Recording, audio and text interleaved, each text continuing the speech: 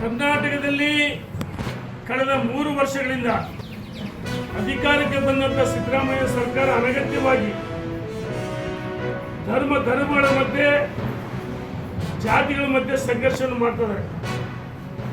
2021-22ರಲ್ಲಿ ಉಡುಪಿ ಕಾಲೇಜಿನಲ್ಲಿ ಹಿಜಾಬ್ ಧರಿಸಿಕೊಂಡ ಸಂದರ್ಭದಲ್ಲಿ ಆ ಘಟನೆ ಇಡೀ ರಾಜ್ಯದ ಉದ್ದಕ್ಕೆ ಘಟನೆಗಳಾದವು. ಶಾಲಾ ಕಾಲೇಜುಗಳಲ್ಲಿ ಸಂಘಟನೆಗಳು ಮತ್ತು ವಿದ್ಯಾರ್ಥಿಗಳ ಮಧ್ಯೆ ಸಂಘರ್ಷ ಇತ್ತು. ನಮ್ಮ ಹಿಂದೂ ಯುವಕರು ಕೇಸರಿ ಶಾಲು ಯುವಕ ಯುವತಿಯರು ಸ್ಟೂಡೆಂಟ್ಸ್ ಕೇಸರಿ ಶಾಲು ಧರಿಸ್ಕೊತೀವಿ ಅಂತ ಹೇಳಿದ್ರು.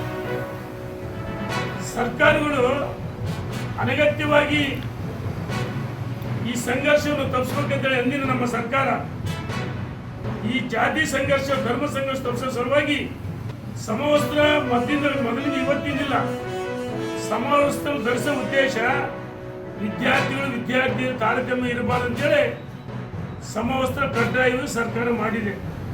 ಅದಿಂದಲೂ ಇದೆ. ಇವತ್ತು ಈ ಹಿಂದೆ ನಮ್ಮ ಸರ್ಕಾರ ಮಾಡಿದಾಗ ಕೆಲವು ಅಲ್ಪಸಂಖ್ಯಾತ ಸಂಘಟನೆಗಳು ಹೈಕೋರ್ಟ್ ಮೆಟ್ಟಿಲೇರಿದ್ರು.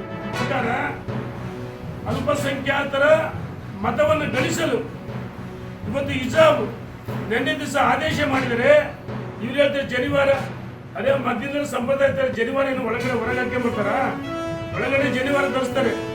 ಇದನ್ನ ಎಲ್ಲರಿಗೂ ನಾವು ಒಂದೇ ಕಾನೂನು ಮಾಡಿದ್ವಿ ಅಂತಂದ್ರೆ ನಾವು ಹೇಳ್ತಾ ಇದೀವಿ, ತಕ್ಷಣ ನೀವು ನ್ಯಾಯಾಂಗ ನಿಂದೆ ಸರ್ಕಾರ ಕೋರ್ಟ್ ಆದೇಶವನ್ನು ಉಲ್ಲಂಘನೆ ಮಾಡ್ತೀರಿ, ನ್ಯಾಯಾಂಗ ನಿಂದನೆ ಆಗುತ್ತೆ.